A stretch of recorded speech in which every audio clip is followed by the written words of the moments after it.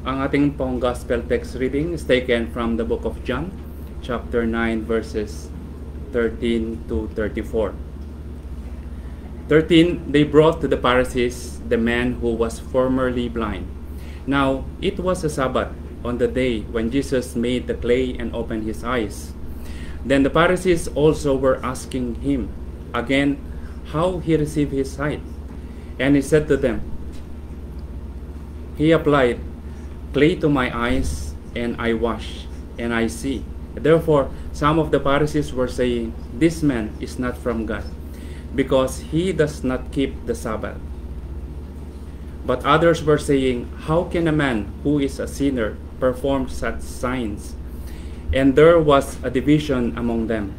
So they said to the blind man again, what do you say about him, since he opened your eyes? And he said, he is a prophet. The Jews then did not believe it of him, that he had been blind and had received sight, until they called the parents of the very one who had received his sight, and questioned them, saying, is this your son, who you say was born blind? Then how does he now see? His parent answered them, and said, we know that this is our son, and that he was born blind. But how he now sees, we do not know. Or who opened his eyes, we do not know. Ask him. He is of age, he will speak for himself. His parents said,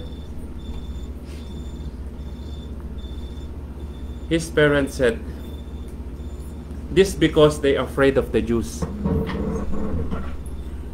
For the Jews had already agreed that if anyone confessed him to be Christ, he was to be put out of the synagogue. For this reason, his parents said, he is of age, ask him. For a second time, they called the man who had been blind and said to him, give glory to God. We know that this man is a sinner. He then answered, whether he is a sinner, I do not know. One thing I do know, that though I was blind, now I see. So they said to him, what did he do to you? How did he open your eyes? He answered them, I told you already, and I did not listen, and you did not listen. Why you do want to hear it again? You do not want to become his disciples too, do you? They reviled him and said, you are his disciples, but you are disciples of Moses. We know that God has spoken to Moses, but as of his man, we do not know where he is from. The man answered and said to them, well, here is an amazing thing, that you do not know where he is from, and yet he opened my eyes. We know that God does not hear sinners, but if anyone is God-fearing and does his will, he hears him. Since the beginning of time, it has never been heard that anyone opened the eyes of a person born blind. If this man were not from God, he could do nothing. They answered him, you were born entirely in sins, and you are teaching us. So they put him out. This is the word of God for the people of God. Praise be to God for the reading of His word. Para po sa ating mensahe sa araw na ito. At aking pong tinatawagan ang ating Elder June. At ang pinamagatan po ng kanyang mensahe is bold testimony versus religious pride. Kaya niyo pong basahin ko sa Tagalog. Mahaba-haba po ang ating narrative, ang ating teksto. Kaya po bear with me as I read it in Tagalog. Chapter 9, verse 13 to 34. Dinala ng mga tao sa mga Pariseo ang dating bulag dahil araw ng pamamahinga ng gumawa si Jesus ng putik at ng pinagaling niya ang bulag. Tinanong din siya ng mga Pariseo kung paano siya nakita. Kaya sinabi niya sa kanila, pinahiran niya ng putik ang aking mga mata, ako'y pinagilamos at ngayon nakita na ako. Ang sabi ng ilang Pariseo, hindi maaaring mula sa Diyos ang taong iyon, sapagkat hindi niya ipinapangirin ng araw ng pamahinga. Ngunit sinabi naman ng iba, paanong makagawa ng ganitong mahimala ang isang makasalanan at hindi sila magkaisa? Kaya tinanong nilang muli ang dating bulag, at ikaw, ano naman ang masasabi mo tungkol sa kanya? Dahil pinagaling niya ang iyong mga mata. Ang sabi niya, isa siyang propeta, sagot niya. Ayaw maniwala ng mga Hudyo na siya talagang dating bulag, kaya pinatawag niya ang kanyang mga magulang. Anak ka ba ninyo ito? Talaga bang siya ipinanganak na bulag? Bakit nakita na siya ngayon? Tanong nila. Sumagot ang kanyang mga magulang, anak nga namin siya at siya ipinanganak ng bulag. Ngunit hindi po namin alam kung bakit siya nakita na ngayon o kung sino nagpagaling sa kanya. Siya na po ang tanongin ninyo. May sapat na gulang siya at nakapagsalita na para sa kanyang sarili. 22. Ganon ang sabi ng kanyang mga magulang dahil takot sila sa mga Hudyo. Alam nilang pinagkaisa ng mga Hudyo na ituwalag sa sinagoga ang sino mang magpahayag na si Jesucristo ang Diyos o na si Jesus ang Kristo. Ito ang dahilan kung bakit sinabi ng kanyang mga magulang siya'y nasa tamang gulang na. Siyang tanongin ninyo.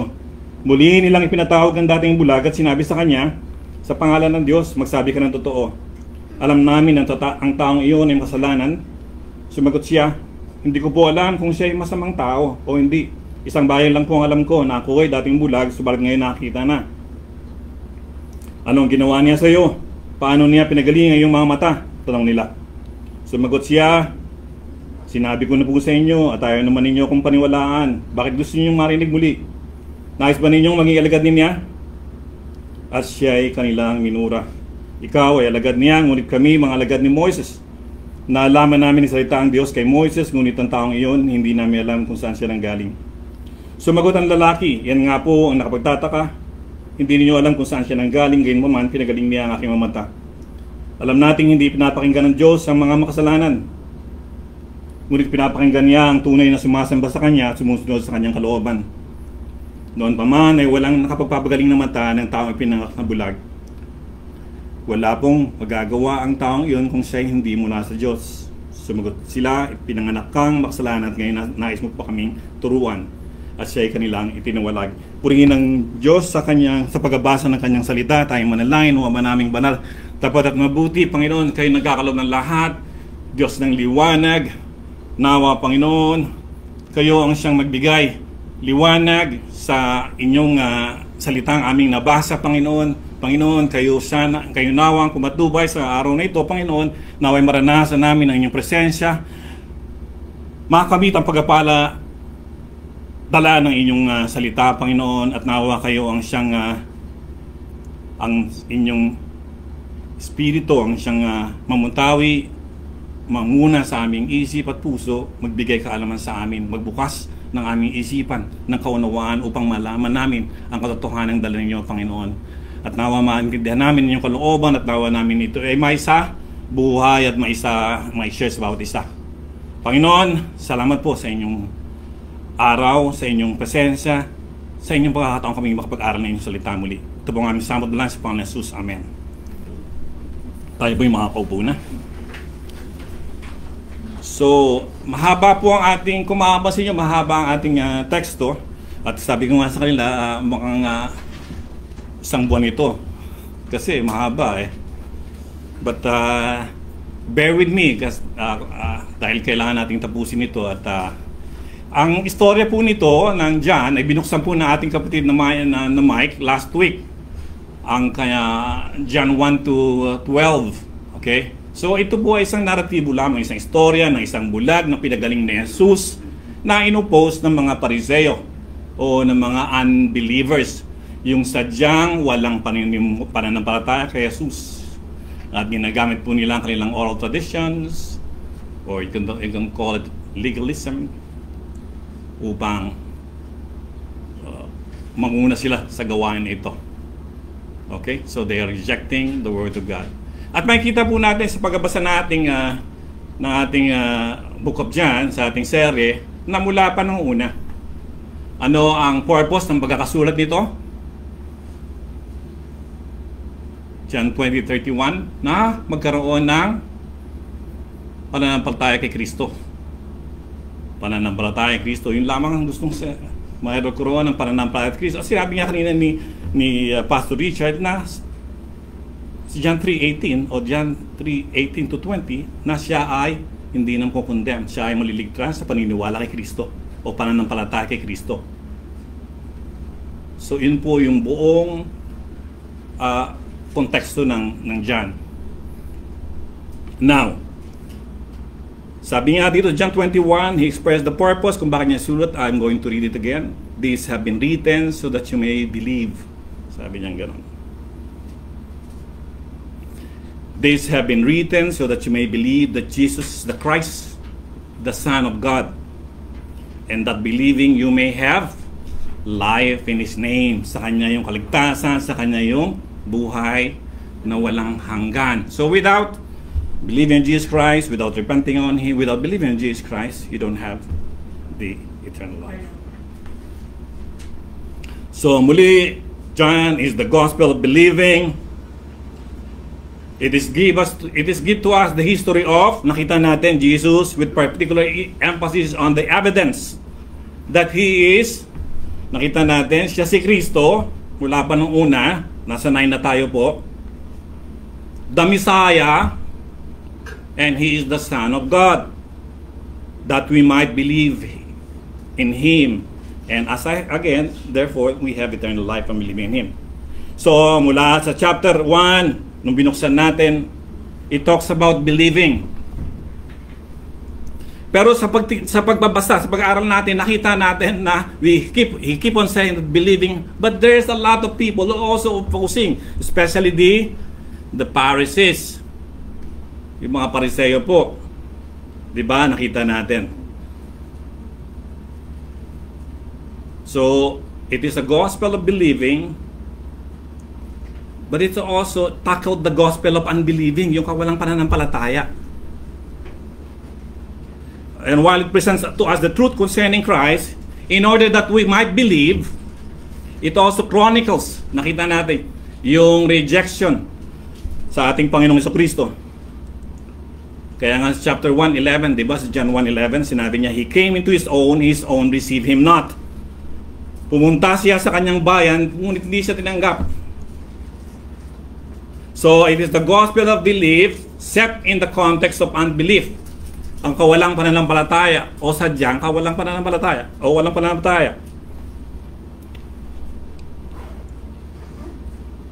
And even, nakita niyo po, si Kristo ay dumating, He received by constant unbelief, and until now, it's still true today. Kaya napag-usapan natin kanina tungkol kay Brother Ferdy. There are a lot of opposition.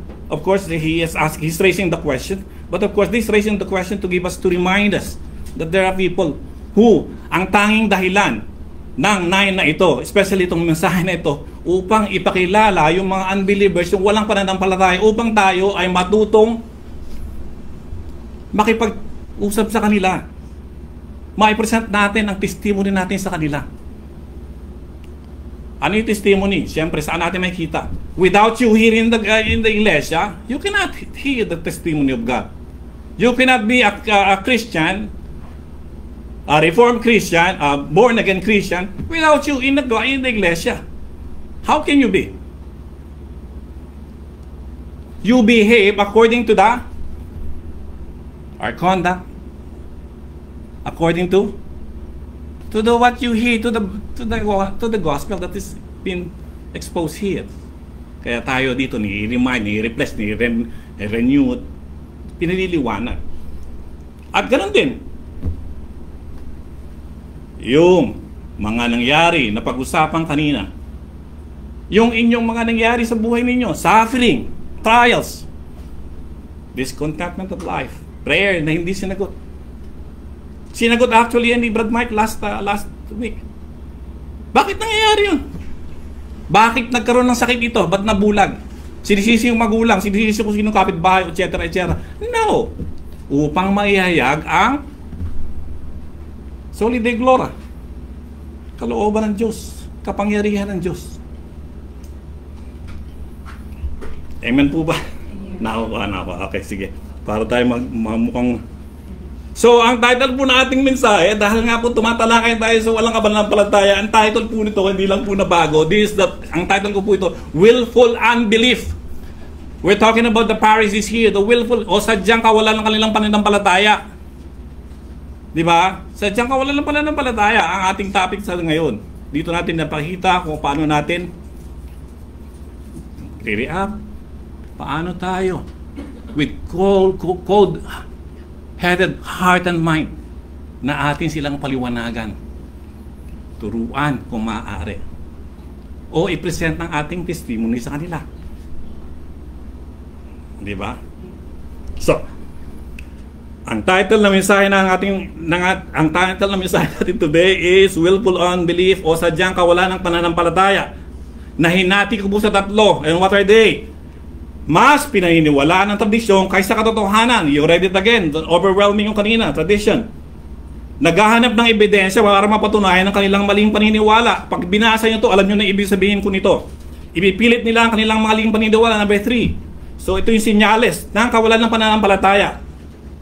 Again, sa sinasabi sa John 20:31 na ating nabasa, isinulat ang papel, ang gospel na ito upang tayo na mga hinirang ay maniwala. Pero makikita natin sa ating pinag-aralan o mga mensahe nung inumpisahan pa, isang paksa ang paulit-ulit natin nakikita. Yung sadyang kawalan ng pananampalataya noong mga relihiyosong pinuno o itong mga Pariseyo. Yung willful unbelief ng mga Pariseyo ito na makikita sa mensaheng ito. Tama po ba? Are you with me? Are we attuned? Nakita natin, di ba? Mula pa nung una. So, unang punto. Mas pinaniwalaan ng tradisyon kaysa katotohanan. Ano sabi sa 13, verse 13? They brought to the Pharisees the man who was formerly blind. So, look at this. Take note of this. Mahaba itong story nito. Gusto ko lang i-compress, okay? Formerly blind. This is physically blind. Spiritually blind. Okay? This is the man. Dinala sa Pariseyo. Pero tanong niyo sarili niyo, bakit niya dinala sa Pariseyo? Itong mamang ito dinala. Okay, let's go to the context here. So, ano yung senaryo nito? Pagkatapos na pinagaling ni Jesus, di ba? Pinagaling ni Jesus, John 1:9-1-12. Pinagaling ni Jesus. Paano pinagaling ni Jesus ang bulag? Sa clay, kumuha ng clay, dinuraan ng laway, inilagay sa mata ng bulag. At sabi niya, pupunta ka doon sa saan? Siloam. Siloam, okay? So, ito ang sinaro pagkatapos na pinagaling ni Jesus sa magitan ng putik at kanyang lawa at pinahid ito sa kanyang mata. Pagkatapos, inutusan siyang maghilamon doon sa Siloam. Nakita ng mga tao, pagbalik niya na itong bulag mula ng ipinanganak ay nakakakita na. So, a man born blind was miraculously healed. Na wala pang nakakagawa nito na nabasa natin kanina sa verse 32. On the entire life of the universe, sabi nila. And we are talking about those times, ha? Not this time. Of course, marami na tayong modern technology ngayon. And then I think there's a transplant already happened now. Ang tanong natin, why would they bring the healed man to the Pharisees or to the religious leaders? Bakit kailangan dali ng mga Pariseo? Ano ang dahilan? Kasi ang mga Pariseo, dahil may miraculous na nangyari, sila yung mga custodians of the faith. Okay? Sila yung mga aral sa mga ganung bagay. Okay? Tingin ng mga tao na sila ang mga eksperto sa batas at kasulatan. Sila ang mga nakakaalam sa milagrong ito. Tanong, ang dahilan ba ng pagdadala ng mga tao sa bulag na ito ay upang ipahamak ang taong iyon na bulag sa mga Pariseo o ipahamak si Jesus? Kaya siya nagpagaling eh. Tingnan natin, makikita natin yan. Kasi may butas. Okay. Tingnan mo, pinagaling. Anong mangyayari pag pinagaling?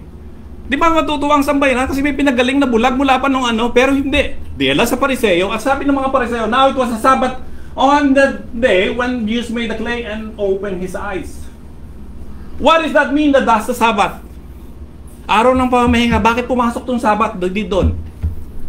Imbes na magpuri, mag-alak, joyful yung mga Pariseo, dahil isang kababayan nila, ang Hudyo din, ang napagali, they look at the Sabbath. They entertain the Sabbath para i-reject yung miraculous healing ni Jesus.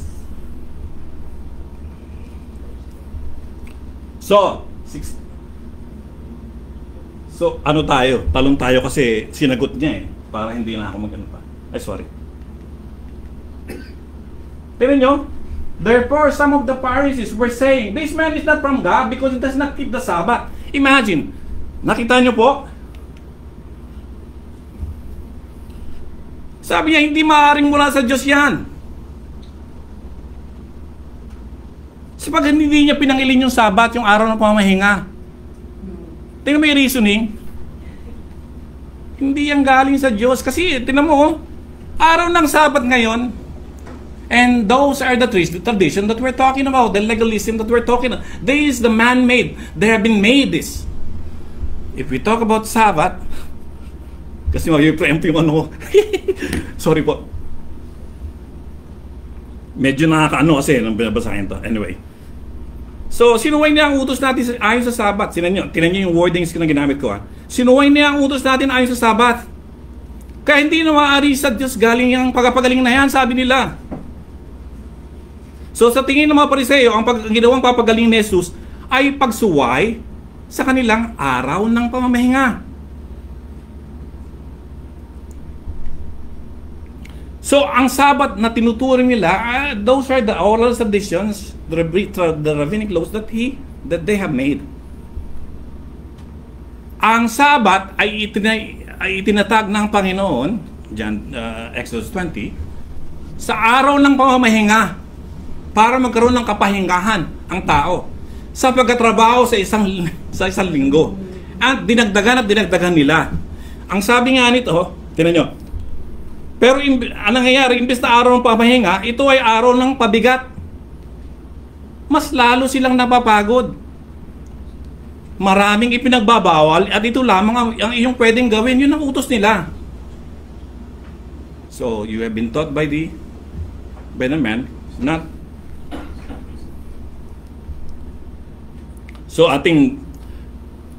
gusto ko pong buksan yung Matthew chapter 12, 1 to 18. 1 to 8. Sorry. Para at least let the Bible speak on itself. Okay? So, anong panahong iyon, naglalakad si Jesus ng araw ng Sabat, araw ng pangamahinga sa bukiran ng trigo. At nangagutom ang kanyang mga alagad. Different translation po, maaaring yung, kasi different, ito na nakuha kong translation. At nangagutom ang kanyang mga alagad at nagpasimulang kumuha ng mga butil at nagsikain. Datapwat pakita nito ng mga Pariseo ay sinabi nila sa kanila, tingnan mo, ginagawa ng mga alagad mo ang hindi matuwid na gawin sa Sabat. They're pertaining to Jesus Christ. Datapwat sinabi niya sa kanila, hindi baga ninyo nabasa ang ginawa ni David nang siya'y nagutom at ang mga kasamahan niya? Why Jesus Christ mentioned David? Because the Jews are following David.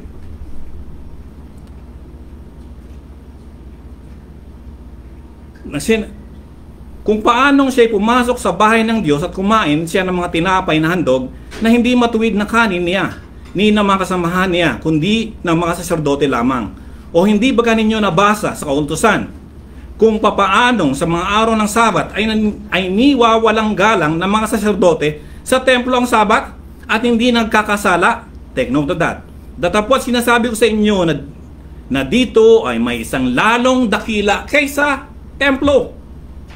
Datapwat kung nilalaman ninyo kung ano ang kahulugan nito, habag ang ibig ko ang sabi ng Panginoon at hindi hain, ay hindi sana ninyo hinatulan ang mga walang kasalanan. Sapagkat, anong sabi ni Jesus? Ang anak ng tao ay Panginoon ng araw ng pamamahinga, ng Sabat.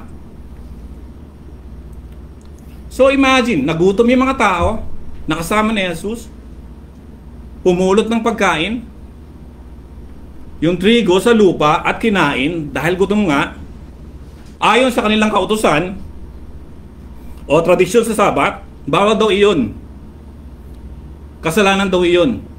So sinaway daw ang utos ng Diyos. So naseg na yun, pinulot, nagugutom, kumain. Kaya sa inis ng ating Panginoong Jesus, just to explain to you Matthew 1:2, just the one that we have read. Kaya sa inis ng ating Panginoong Jesus, ang sabi niya, alam nyo ba ang nasusulat? Even si David, as I mentioned, at mga pari ay hindi sumusunod sa inyong sinasabi. Yung ipinapakita ni Jesus dito ay pagtatama sa mali nilang pananaw. They are referring to the Pharisees. Tungkol sa araw ng pamamahinga. Kaya sabi nga niya sa verse 8 ng ating nabasa, ako ang araw ng pamamahinga.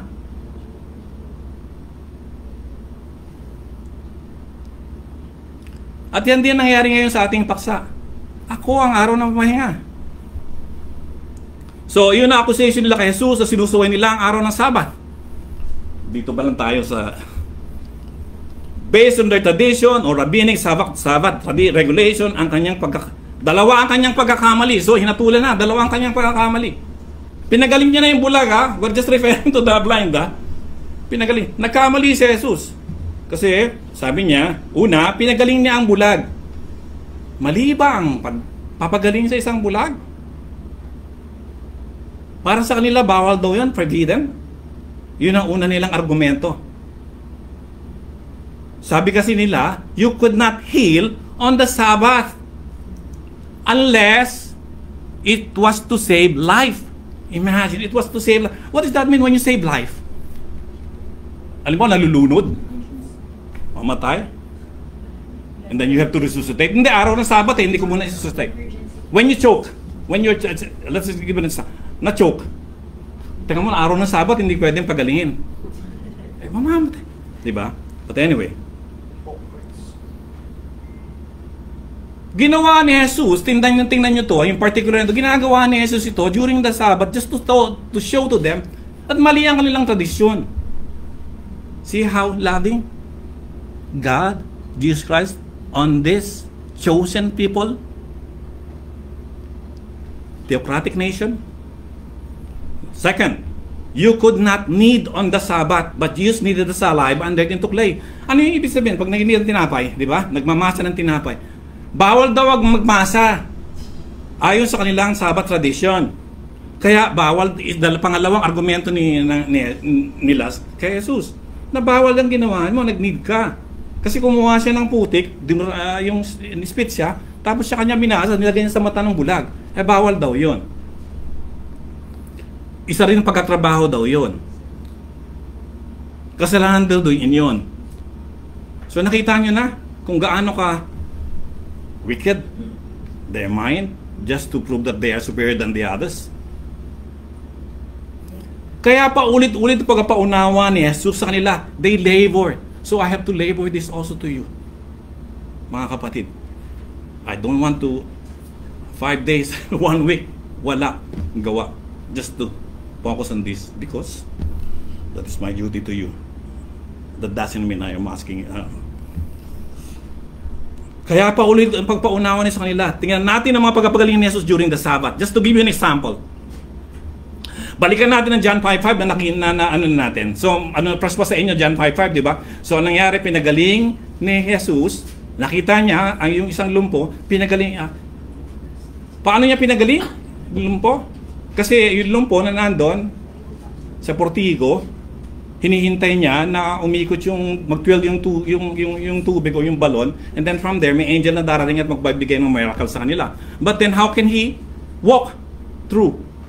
At saka napakarami ng mga karibal niya kasi marami ding mga paralytic that time o mga problema. Kaya nakipag-unahan siya. Pag nakita ng Panginoon, gusto mo bang gumaling? Opo, sabi niya. So pinagaling siya ng Panginoong Jesus. And that is during the Sabbath. Okay. Yan, nag-aanon tayo. So, ito din, sa Mark 3:1. Pinagaling niya isang paralisado. Actually, it is not just written in Mark 3:1, but also written in Matthew. Sabi niya, pinagaling niya ang isang taong paralisado ang kamay. Anong araw niyang pinagaling? Okay. Luke 13:10 to 17. You can just write it down and then read it again. But may isang babaeng may 18 taon nang naukuba na hindi na may unat ang likod. And how do you explain it in medical terms? Hunchback. Simpleng kyphotic. But then, lateral kuba kasi. So, bahali. Degenerative condition. So, paano gaano tayo? Nag-speculate. So, anong araw niya pinagaling yon? That was during the Sabbath. So, paulit-ulit na ginagawa ni Jesus ang kanyang mga himalang pagpapagaling. On what purpose? Para ipakita, ituro sa kanila ang tama. Kasi mali ang kanilang itinuturo. Kaya ito dapat ang isagot mo, Brad Ferdy, sa kausap mo. Kayo lang ang mga may pakananian. Kayo lang ang nagpausan yan. Hindi yan ang sinasabi ng salita ng Diyos. Kasi si Jesus mismo ang may akda. Right? We're talking about the absolute authority. Sovereign. And we open John 9 as He is the sovereign. So siya ang may akda. He has the authority to explain it. Kaya yun ang kanyang ginawa. Pero, nakakalungkot, ano man ang pagpapaliwanag ni Jesus, patungkol, o patuloy pa rin lang ginagawa, ang kanilang kinagisna ng kanilang paniniwala ng tradisyon. Ano nangyari? Actually, alam na natin ni Pastor Richard, nakasara na ang kanilang mga mata simula pa lamang. Spiritually blind. Bakit ba ginagawa ito ni Jesus? Ang pagpapagaling, pagpapagaling. So, sa Isaiah 42:6-7, again, Isaiah chapter 42, verses 6-7, sinasabi niya, ito, tandaan natin, alam natin, lalo na yun, mga nag-aaral talaga nito, those are the prophecies. And He came here to fulfill the prophecies, the promises, especially in the Old Testament. Kaya nga kanina, nabanggit din ni Brad Jan, ito, okay, second coming. The prophecy, fulfillment of the prophecy. So, sabi niya, ako ang Panginoon, 46, na tumatawag sa iyo para ipakita na ako'y matuwid. Tutulungan at iingatan kita. At sa pamamagitan mo, gagawa ako ng kasunduan sa mga tao. Gagawin kitang ilaw na magbibigay liwanag sa mga bansa para imulat ang mga mata ng mga bulag at magpalaya sa mga binihag na ikinulong sa madilim na bilangguan. So that is written. That is the prophecy coming from Isaiah. So Isaiah's prophecy. So it is the fulfillment of Isaiah's prophecy. So sa later din makita natin how the physically blind man became spiritually open or believe in God. Okay? So ang kanyang mga mata ay bubuksan din ng ating Panginoong Jesus. So verse 16 na nabasa natin, hindi maaaring mula sa siyang tao sapagkat hindi niya pinapangili ng araw ng Sabat. Sabi niya. So basahin ito. Therefore some Pharisees were saying, this man is not from God because he does not keep the Sabbath. But others were saying, how can a man who is a sinner perform such signs? Sabi, nagkaroon ng dibisyon. Meron nang sasabi, pero sinabi naman ng iba, and according to the scholars, some of them are, do you know Nicodemus, right? Pumunta siya kay Jesus. Madilim. Ibig sabihin, parang nagtatago siya. Ayaw niya malaman ng kanyang mga kapwa.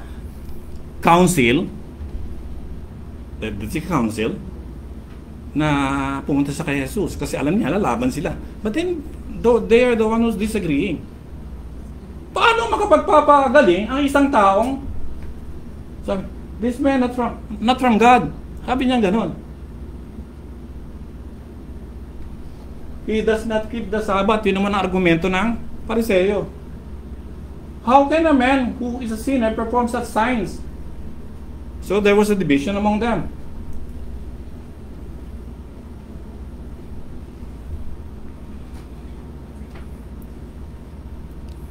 So, nabasa natin kanina, o naisabi ko sa kanila, ang ginawa ni Jesus ay unprecedented. This is the first time that happens. Even we were going to read in verse 32 later on.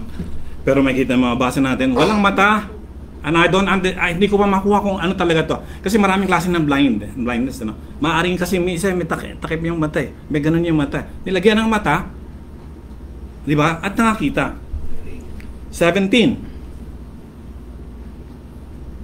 So they said to the blind man again, what do you say about him since he opened your eyes? Sabi niya, dahil hindi sila magkaisa, di ba? Nagkaroon ng division. So sabi niya, tinanong na nila yung blind man. Personal testimony. Experience. Kaya tinanong nila muli ang dating bulag, at ikaw, ano naman ang masasabi mo tungkol sa kanya? Dahil pinagaling niya ay yung mata. Anong sabi ng bulag, dating bulag? Now, pamilyar na sa inyo to, di ba? What happened, John 4? Samaritan women, after talking to Jesus, after learning that Jesus knows na siya ay adulterer, pagkatapos na nakilala niya ang Panginoon, sabi niya, ikaw ay propeta, ikaw ay Misayas. Ibig sabihin, nagkaroon ng kaliwanagan sa kanya at pumasok, soften the heart of he or her o him. At sinabi niya, siya ay propeta.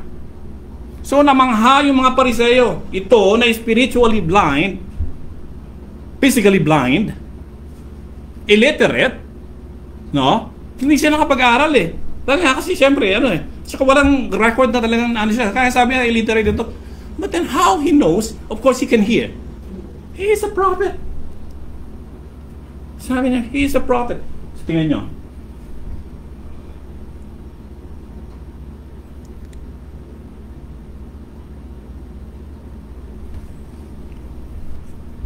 Let us read Matthew 15, 3:9. Just to explain to us what is in the Bible, what he wants to say to us about this tradition. So 15:3:9, Matthew 15:3:9, sinagot sila ni Jesus. Bakit naman ninyo nilalabag ang utos ng Diyos dahil sa iyong mga tradisyon? Sinabi ng Diyos, igalang mo ang iyong ama at ina, take note of this ha, at ang sino mang lumait sa kanyang ama o ina ay dapat patayin. Ngunit, itinuturo ninyo na kapag sinabi na isang tao sa kanyang ama o ina, ang anumang may tutulong ko sa inyo ay naihandog ko na sa Diyos, hindi na niya kailangan tulungan ng kanyang ama. It's written in Matthew. Ha? So pinapawalang kabuluhan ninyo ang salita ng Diyos. Masunod lamang ninyo ang inyong mga minanang katuruan. Mga mapagkunwari, ang sabi ng Panginoon. Tama nga ang sinabi ni Propeta Isaiah tungkol sa inyo. Ang pagpapagaling sa akin ang paggalang sa akin ng bayang ito ay pakunwari lamang. Sapagkat sa bibig at hindi sa puso ito bumubukal. Walang kabuluhan ang kanilang pagsamba, sapagkat itinuturo nilang galing sa Diyos ang kanilang mga utos. Binabali nila for their interest. Kaya ganoon diniinan ng Panginoon. Kayo mga kawalang pananampalataya, kayo ang mga mapagkunwari. Kaya ito ang first sign. Ito yung mga tradisyon na pinaniwalaan nila na walang katotohanan. And we debunk it, right? Nakuha natin, right? And even we have supported, right? Amen? We're supported, right? So, andun na yung mga supported, just in case dumating tayo sa pagkakataong ganito. Now, second sign ng willful unbelief, yung kawalang pananampalataya. Ito yung naghahanap ng ebidensya para patunayan ang kanilang maling paniniwala. Okay? So, let's go verse 18. So, the Jews then did not believe of him that he had been blind and had received sight until the parents of the very one who had received his sight. Sabi ganyan. So ayaw maniwala ng mga Hudyo na siya talagang dating bulag, kaya't ipinatawag nila ang kanyang mga magulang. Imagine ha, Yung una pa lang na binasa natin sa 13, dinala yung tao, hindi naman ng kanyang sarili. He has somebody with him. Kaya siya sa mga Pariseo. Pero hindi pa rin enough yung mga witnesses na yon. Pinatawag yung magulang niya. Dahil hindi nila makuha ang kanilang gustong sagot sa mga nakakita na, ipinatawag ang kanyang mga magulang. Upang ano? Bakit kaya pinatawag kanyang mga magulang? To testify. Ang pakahusay. Baka dito makita sila ng sagot na papabor sa kanilang akala o gusto. Para mapatunayan nila na si Jesus ay makasalanan. At kung makasalanan nga si Jesus, hindi galing sa Diyos ang pagpapagaling, di ba? Okay. Kaya tinawag nila ang magulang at kanilang tinanong, unang tanong sa verse 19.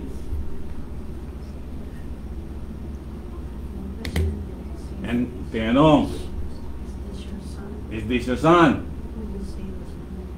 Unang tanong, ito ba yung anak mo? Na sinasabi mo siya ay bulag. O bulag mula pa nung sinilang, congenital. Okay. So, anong ibig sabihin nito sa atin? They are interrogating now, first the blind, and now the parents of the blind. That's interrogation. Siyempre, matatakot ka rin. May kasama ding takot. Same as what happened to John the Baptist dun sa ano din. But this one, different. Kasi, ginigit nila yung kanilang gustong makita. Ginigit nila. Tinutulak nila sa gusto nilang puntahan. Hindi nga eh. Pinagaling nga ako nito eh. Isa siyang propeta. Kasi hindi naman siya, di ba? Siya ay Diyos. But look at ano natin. Sige, para hindi ma-preempt. So, kumbaga ginigrill nila yung blind at the same time the parents now. Para mapatunayan na si Jesus ay di propeta. O Mesias. So, the Pharisee grilled the parents. They questioned them intensely. So, makikita natin talaga yung tao na yun, yung direksyon ng tao na yun. Ito yung tao o yung grupo na nag-investigate pero may conclusion na. Ito ibig sabihin nito. Palagay ko, mas alam nyo na to dahil kasi may mga marami nang nangyari ngayon ito sa Senado eh. Anyway, let's go out from that politics. So, kaya nga, sinasabi sa ating napag-aralan sa John 8:32, ano sabi sa John 8:32 natin napag-aralan? Makikilala ninyo ang katotohanan. At ano? Ang katotohanan na yun ay papalaya sa inyo. Hanggat hindi nabubuksan ang kanilang spiritual blindness, yung mga Pharisees, matatali sila sa kasalanan. Katulad ng binasa nga natin, katotohanan na papalaya sa kanila. So, verse 20. Unang tanong sa 19, anak mo ba yan? Opo. Bulag ba yan siya? Opo. Pangatlo, tanong,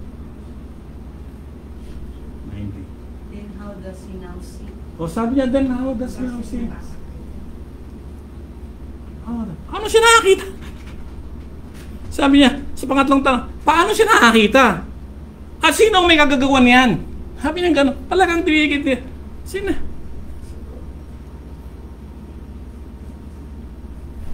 So, sa 21, sabi nila, tignan niyo basahin niyo. Ito po. But how he now sees, we do not know, or who opened his eyes, we do not know. Sabi ng ito yung mga parents na yan. Sabi, hindi namin alam. Maniniwala ka ba sinasabi ng magulang? Na hindi nila alam? Anak mo na bulag, nakakita na, hindi mo alam? They're in denial. Nireject na, di ba? Di ba dapat ikaw magpuri dahil kasi pinagaling ka na, di ba? Pero ang sabi niya, hindi po namin alam. Anong sabi niya? Tanong mo po siya. Tinanong niyo po siya. And this happened to the Senate. Right? Ano yun? Invoke. Incrimination. Di ba? Ano ba yun? Buong ano yun? I invoke the rights of self-incrimination, di ba? Yun ang sabi niya. Sabi niya. Sabi ng isang senador, ano mo? Si Danny po. Sinong Danny? Danny po. Danny. Di ba? Danny po. Danny po.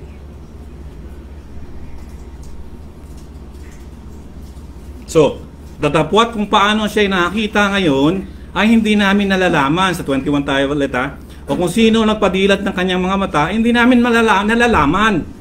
So, tanungin nyo siya. Siya ay may gulang na. Sabi, imagine, ikaw ba magulang? Magulang na eh, may gulang, tanungin mo siya. Tignan mo ha. Siya ay magsasalita para sa sarili niya. Imagine, look what happened. The man born blind, seen by the parents, rejoicing the family, and thou denying. Kasi, di ba, ganun naman, di ba? Hindi na. Tutuwa ang buong nasyon, ang buong community yan. Pero yan, denying, tanong mo po siya. Sabi niya, tanong mo siya. Bakit kaya ganoon? Tanongin natin, bakit kaya po ganoon? Bakit po ganoon? Kaya ang kanyang sagot. Ito kasi, tingnan niyo 22. His parents said this because they were afraid of the Jews. For the Jews had already agreed that if anyone confessed him to be Christ, he was to be put out of the synagogue. Sorry. Synagogue. So, ibig sabihin, mas matimbang pa sa'yo ang maging miyembro ng sinagoga kaysa sa iyong sariling anak? To deny him of the truth? Ano nga ba ang implikasyon? Tanungin natin, ano ba yung implication? Ano ba yung excommunicated? O ano ba yung mapatalsik ka sa sinagoga? Sinagoga na yun. Ano sa tingin nyo? At ito pa, kung kapitbahay niya, alam niya na siya ay nagpinagaling ni Jesus, yung nanay hindi alam, o yung magulang hindi alam, di ba? So, andun kasi yung mga tanong, lalo na pag na-interrogation, di ba? Hindi mo alam eh, nanay mo. Kung kapitbahay mo alam eh, bakit ikaw hindi mo alam? Ano yan, niloloko mo ba ako? Di ba, ganun na sasabihin. So, 22. So, 22, nabasa na natin, dahil, ganun ang sabi ng kanyang mga magulang, dahil sila ay takot sa mga Hudyo. Alam nilang pinagkaisahan ng mga Hudyo na itiwalag sa sinagoga ang sino mang magpahayag na si Kristo, na si Hesus Kristo, na si Jesus ang Kristo. Nakuha niyo yung relevance? Why we need to confess Jesus Christ Lord and Savior? Repent and believe on Him. Okay. So, mas importante pa sa kanila ang kanilang pagiging miyembro ng sinagoga kaysa ipagdiriwang sa natamong kagalingan ng kanilang mga anak na bulag mula sa pagkasilang. Isn't it comprehensible or hard to comprehend? So, now, let's continue. Ano ba ang implication? Kanina nabasa natin about implication. Now, what is the implication? Kapag ikaw ay pinatalsik, you will be excommunicated, you will be cut off from the synagogue. Sabi nila, you will be cut off from your people. Bigyan natin ng, balikan po natin yung nabasa na natin para mas madali natin kasi alam ko alam niyo na ito eh. John 7:11-13. Tingnan niyo po. Nabasa na natin ito, napag-aralan natin ito, but then let's go back. Ano ba ang pakiramdam ng mga tao pagdating sa Hudyo at sinagoga? Sabi niya 7:11-13, ganun na lamang, let me summarize it. Ang kanilang pagkatakot sa mga Hudyo na sila ay mapatalsik o matiwalag sa kanilang sinagoga. That is written in 7:11-13. Okay, John. So ano nga ba ang problema kapag ikaw ay napatalsik o excommunicated sa sinagoga? A Jew excommunicated. So sabi nila, tatlong implication of being excommunicated. The implication, they have social implication, economical implication, and religious implication. Social implication, para kang may ketong daw, na hindi ka nalalapitan ng tao. Yun ang sabi nila. Para bang nakikipag-usap ka ng malayo dahil kala mo nakadiri kang sakit. At sinasabi pa nga nila, I read it in John MacArthur, that this is his exact word. The rabbis used to say that being banned was far worse than being flogged, because of its implications socially and economically as well as religiously. Ano ibig sabihin na? Mas gugustuhin pa nilang magpapalo, magka-flagging. Flagging is this, yung pagmahal na Pasko, yung gano'n. Pina-flag, di ba nagdudugo? Even the Shia doing this. Nilalati ko. Kaysa mawala sa pagka-miyembro ng sinagoga. Imagine that. Kasi nga, anumang hingin mong suporta sa kanila, socially, economically, and spiritually, wala ka na makukuha. Imagine, sila yung batas pagdating sa reliyon. Pero magkaroon ka ng problema sa kakapwa mo na in religious terms. Di, ano mangyari sa'yo? Sa Tagalog, sa Arabic, kaliwali ka na. Okay? So, kaya nga ang iba, mas gustuin pa nilang tumanggap ng hagupit sa kanilang likuran kaysa magpatiwalag sila. So, sa ating huling punto, senyales ng isang sadya ko ng pananampalataya, ipipilit nila ang kanilang maling paniniwala. Sa verse 24, ipipilit nila ang kanilang paniniwala. So, a second time, they called the man who had been blind and said to him, "Give glory to God. We know that this man is a sinner." Imagine, look at this. Give glory. Do you know where do you get that give glory to God?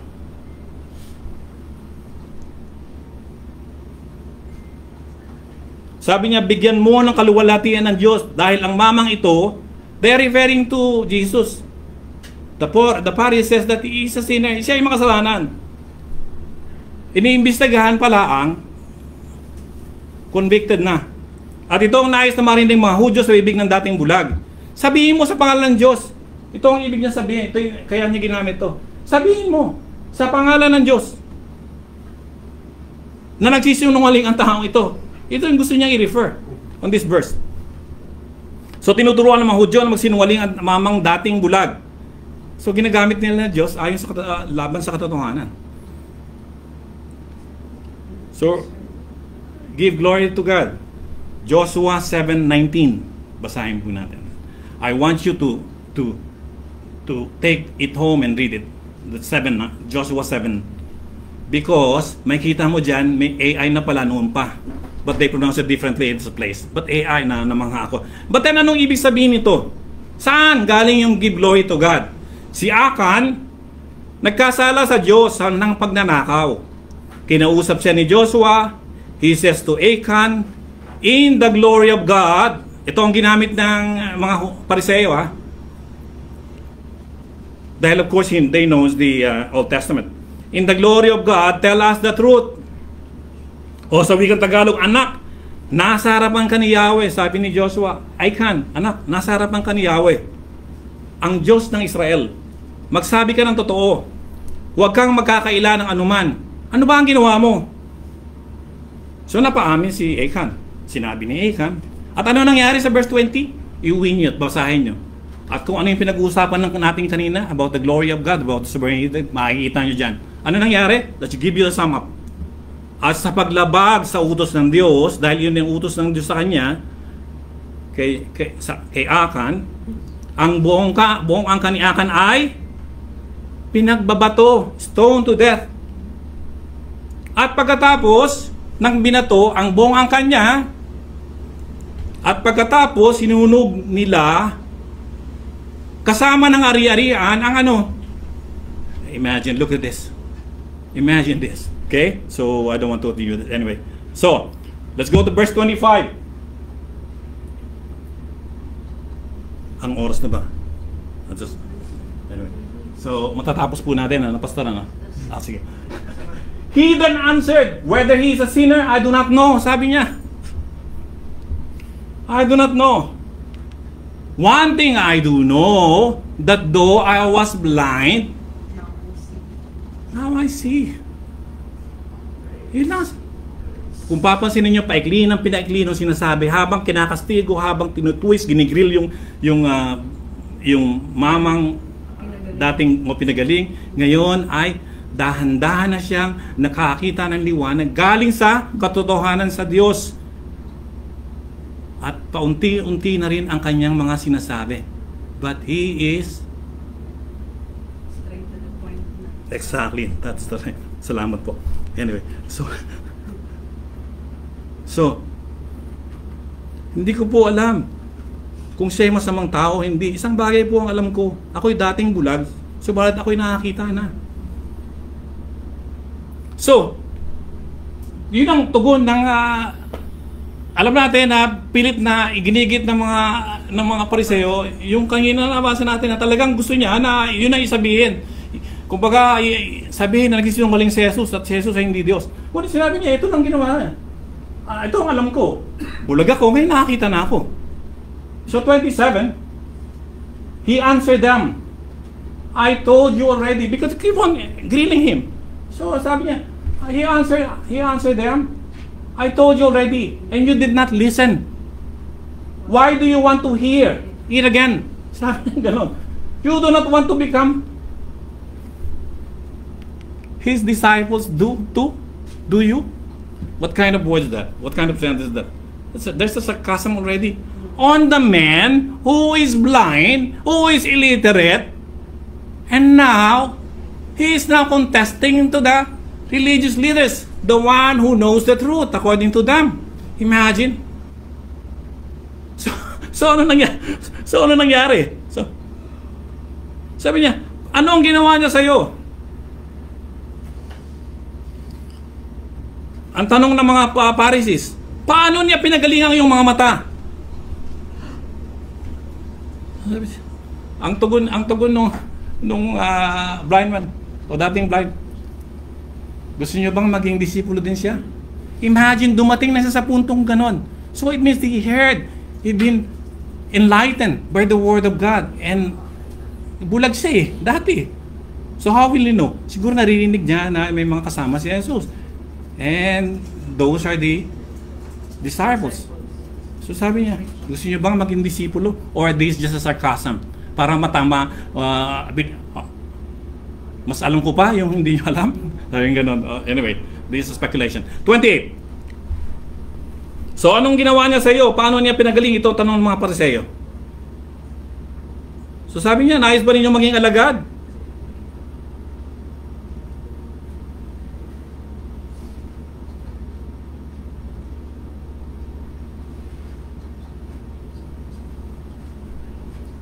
Now look at this. Let's pause for a while. So ang spiritually blind, physically blind ay nakita dahil kay Kristo. Nakatagpo ng kagalingan sa Kanya. Sa tingin nyo kaya, kung tayo ngayon, anong kaya nakapagbibigay ng kaligayahan sa atin? Tayo na may mata nakakita. Tayo na able, fluent, well-studied, with a degree, professional. Ano kaya ang masasabi natin ngayon? Masasabi ba rin natin na may kaligayahan tayo na sasabi natin na nawala na ang ating spiritual blindness and we now can see and we can behave, conduct according to the richness of the Word of God? Meron ka na bang kapayapaan, kaligayahan na nagmumula sa Diyos? Masasabi ba natin talaga iyon? Masasabi ba natin iyon? Mga kapatid? Ikaw lang?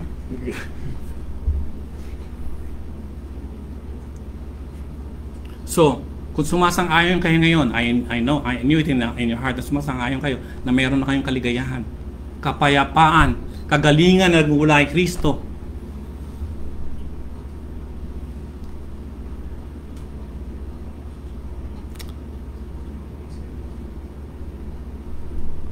Bakit ka nag-aalala? Kung ikaw ay may Kristo na, bakit ka pa nag-aalala? Bakit ka pa din nababalisa? Diba? Ang sabi ni Brad Mike sa John 1:3-4, lahat ng, I want you to go back to John 1:3. John 9:3 and 4. And highlighted this one. We're talking about the sovereignty of God there. Huwag nating palampasin na to na hindi natin naintindihan ito. Napakayaman ng narrative na ito. At para ito sa ikalalago ng pananampalataya ng bawat isa at kung paano makitungo sa kanyang kapwa, ipagtanggol ang salita ng Diyos. Of course, it is grammatically wrong yata pag sinabi ipagtanggol because the word of God can defend himself. Just to open it, just defend himself, right? Pero paano ikaw ngayon, paano mo mapagtatanggol sa sarili mo laban sa mga unbelievers?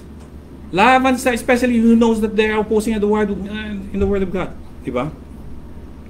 So nagpapangyari ang bagay, ano yung John 9:3 and 4 para sa kanyang. Bakit daw ba nabulag ito? Sinong dapat sisihin kung bakit ito nabulag? Kailangan ba sisihin ba natin ang magulang niya, kapitbahay niya, o sino man, o mikrobyo yung pumasok sa kanila during the pagbubuo? Di ba? Hindi. Ito ay kalooban ng Panginoon upang maihayag ang kanyang kaluwalhatian. Amen po ba? Kaya, mga kapatid, as we grow older, matured in the Word of God, I hope and pray that we understand this.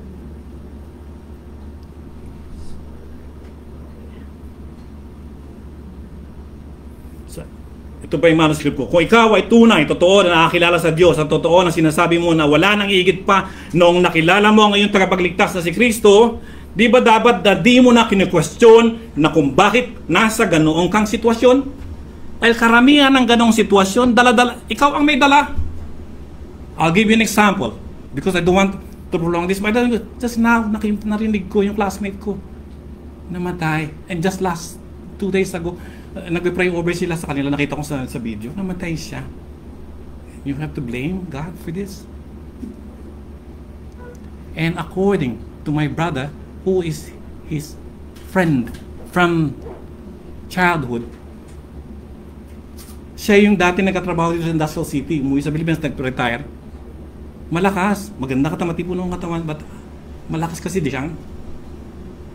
At umiinom siya ng mga power drinks. Kaya ganoon, bigla na ganoon, at namatay na nga siya. So, you blame God for this?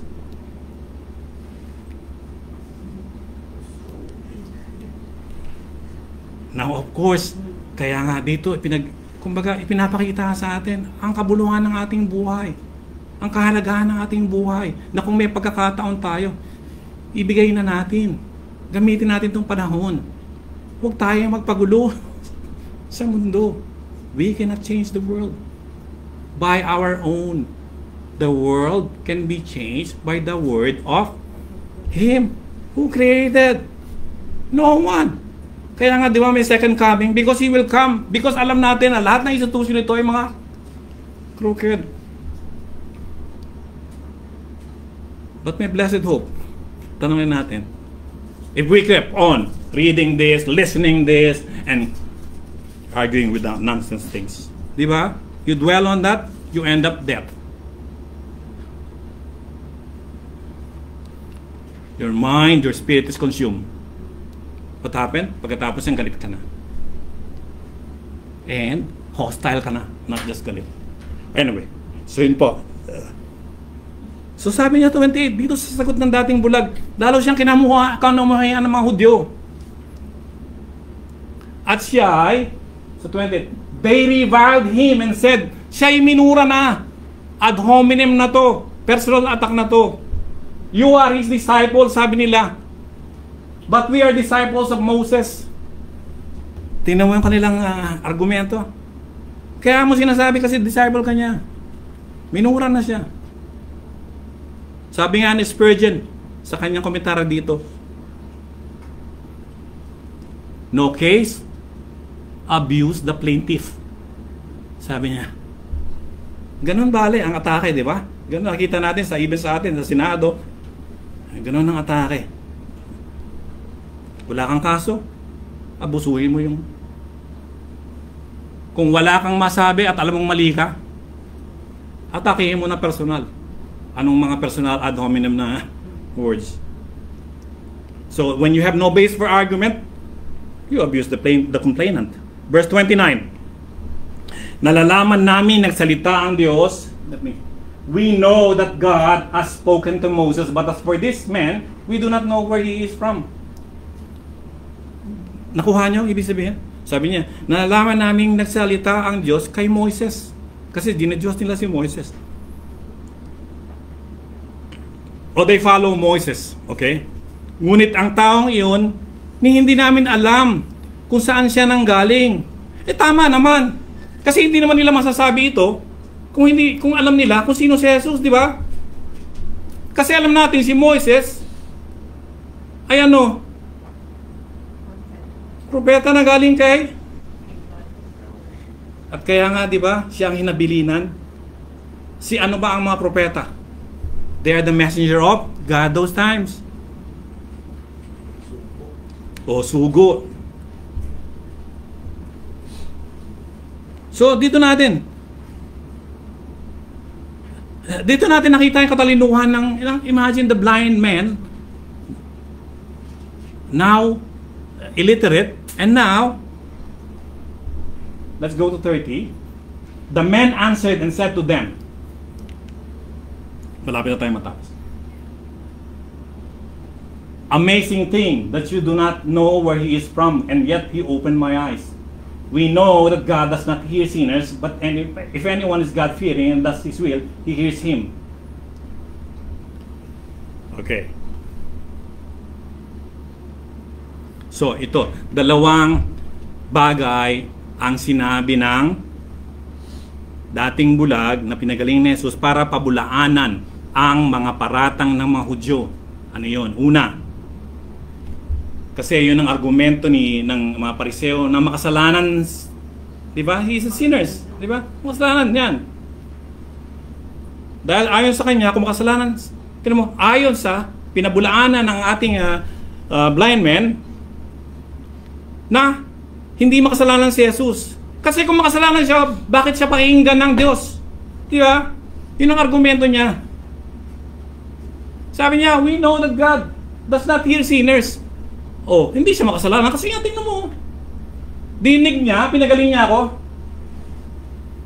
Sabi niya, but if anyone is God-fearing and thus ginagawa yung kalooban ng Panginoon, pinakikinggan. So yun ang kanyang argumento. Just to support it, Isaiah 59:2. Ang masasama ninyong gawa ang dahilan ng pagkawalay niyo sa Diyos.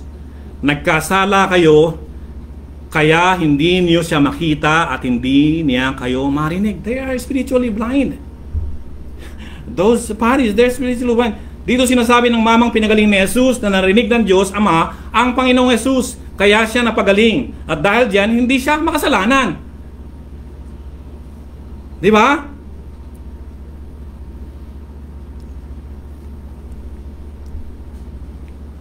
So, yun ang kanyang unang argumento. Pangalawang argumento,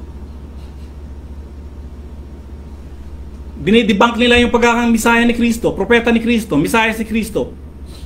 Kaya ang sabi, 32, since the beginning of time, it has never been heard that anyone open the eyes of a person blind.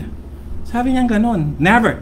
So, it means he read the Old Testament that no one meron nakalimutan ko yan, but merong pinagaling ang Panginoon, nabulag, but then pinagaling ng Panginoon in the latter time.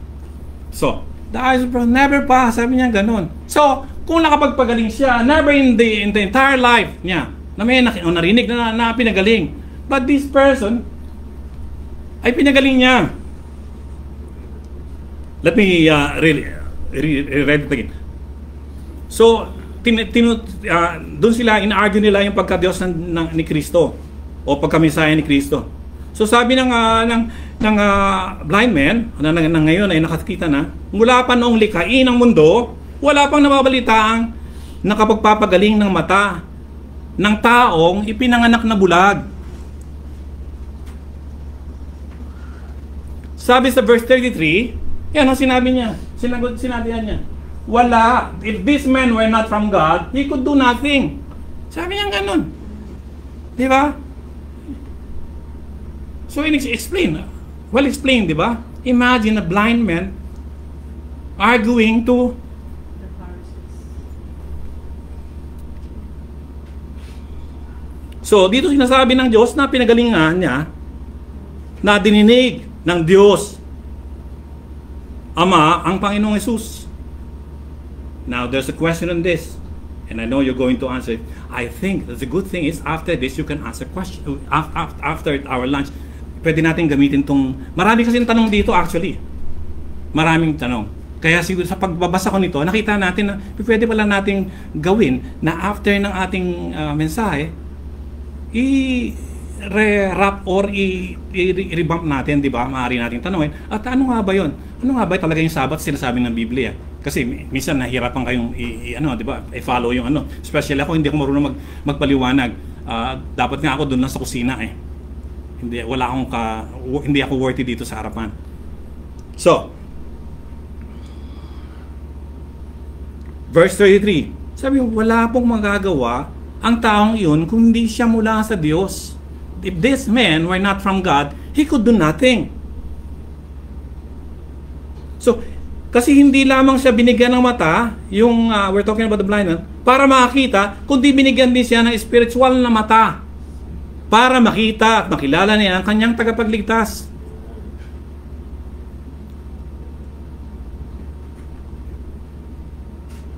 So, anong katayuan ng mga Pariseo? 2 Corinthians 4:4 na sinabi na narinig ko kaya kanina. Hindi sila sumasampalaya sapagkat ang kanilang isip ay binulag na ng Diyos ng kasamaan. You reread this again because there is a Diyos ng kasamaan. The world, the God of this wicked world. Imagine. That's why we have to be careful because most especially this Satan is the one dwelling in the iglesia na gusto niyang magbigay ng division, magkaroon ng kasiraan. Kasi yun ang gusto niya. Kasi ito yung tahanan ng Diyos, iglesia ng Diyos. There is one in this wicked world. Upang hindi nila makita ang liwanag ng magandang balita tungkol sa kaluwalhatian ni Kristo na siyang larawan ng Diyos. So, nakita natin na yung dating bulag na pinagaling ni Jesus na ngayon ay nakakakita na, at the same time spiritually inclined, fluent, na dinibunk yung mga argumento ng mga prophecies, ng mga Pharisees. So he became now the preacher. Parang tumayo siya, he's taken over the meeting. So instead of the leaders talking to him, he's now talking to the leaders.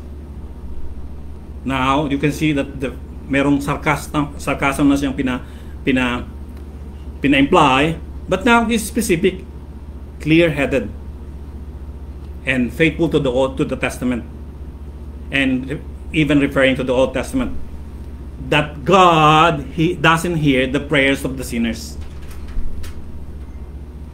So binigyan nila ng explanation sa realidad, sa experience na kanya nakita, kanya narinig, na kanyang natamo.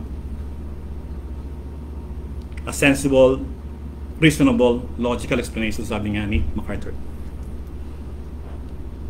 Kaya 34, pagkatapos ng pagsabihan sila ng bulag, ano sabi niya? Galit na galit yung mga, tingnan mo, kung papansin, they answered him, you were born entirely in sin. Sabi niya, wala na, binaano na lang, aduamin na lang, ito. And are you teaching us? Tinuturuan mo ako? So they put him out. Excommunicated na siya, sabi niya gano'n. So itutuloy ito ng ating kapatid. So, yan. So, wala silang ginawa, kundi wala kasi silang masagot, so hinamak na lang nila. Para lang may masabi sila. Minata na lang yung tao para may masabi sila. At this is happening also here in this earth. Kaya we have to be prepared na harapin ang mga walang pananampalatayang ito. O sinasabi nilang na sila ay kay Kristo pero hindi nila pinaniniwalaan ang salita ni Kristo.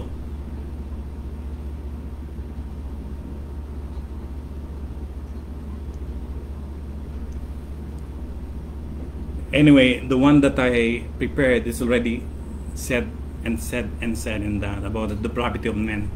Kaya hindi ko na po pahahabain to kasi baka alam na natin na for them ito foolishness ang salita ng Diyos. Okay? They harden their heart. Kaya ang trabaho po natin is to help them to open their heart. Not with us, not with our strength, but praying to God who will pray to give us the wisdom, the tenacity, the strength, and the time to study His Word. Kasi walang iba naman eh. Wala kang ibang pananggalang kundi ang salita ng Diyos. Ano mang sinasabi mo ay Kristiyano, kung ikaw ay wala dito sa iglesia niya, paano ka lalago? Ang Kristiyano makikita sa kanyang obedience sa salita ng Diyos. Hindi sa tao nasa harapan mo, sa salita ng Diyos. Walang magpapabago sa iyo kundi yung salita ng Diyos. Kaya wag mo sabihin na nanonood ka ng ano, nagbabasa ka ng ano. It is here. Nakikita mo, nininilay mo, you've been reminded, you've been nourished in the presence of His Word and in His presence of Him. Kaya po, dito rin natin makikita na hindi nagiging mahirap para makipag-usap sa mga hindi mananampalataya. Kung ano ang iyong eksperyensya, kung ano ang totoong sinasabi ng Biblia, yun lamang ang sabihin mo. And the rest is, ipanalangin mo sa Panginoon na Siya ang tutugon na lahat ng kanyang kalooban para sa taong iyon. Ganun po. Nangyayari ang lahat ayon sa kanyang kalooban para sa kanyang kaluwalhatian. Purihin ng Diyos, nawa ay umuwi tayo na busog, hindi lamang sa pagkain na inayani ni Brad Alan, kundi sa salita ng Diyos. Purihin ng Diyos sa kanyang salita. Amen. Tayo po itong ngayon at manalangin. Tayo pumikit, manalangin, o manaming banal, tapat at mabuti. Salamat po sa kaliwanagang inyong pinagkaloob sa amin, Panginoon. Mabasa inyong salita, Panginoon. And salamat po, Panginoon. You open our sometimes spiritually blind eye. You give us the light that you give, Panginoon, today is immense.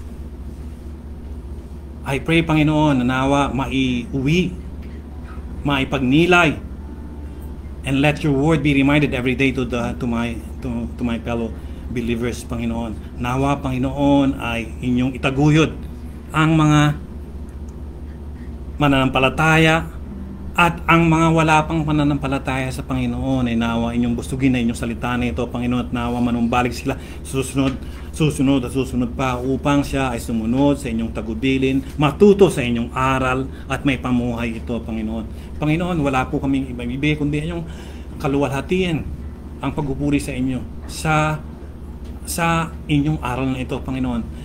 Batid ko na hindi po ito buo. Alam ko po napakarami pang dapat sabihin sa teksto na ito, Panginoon, na inyong pinagkaloob sa amin, Panginoon. And I pray na kayo po ang siya magpuno nito, Panginoon, at nawa, Panginoon, baunin namin to katulad ng pagkain, ibabaon namin, Panginoon, at cherish ito, ipamahagi sa bawat isa, Panginoon, lalo na sa mahal sa buhay, Panginoon. Nawa, Panginoon, makikita sa aming buhay ang pamumuhay na ayon sa inyo sa mabuting pastol, na isang mabuting pastol, Panginoon. Nawa kami ay maging isang asin tilawan sa mundong ito. Nawa kayo ang mapurihan sa lahat ng aming gawain. Ito po ang aming samot dalan sa Panginoon. Amen.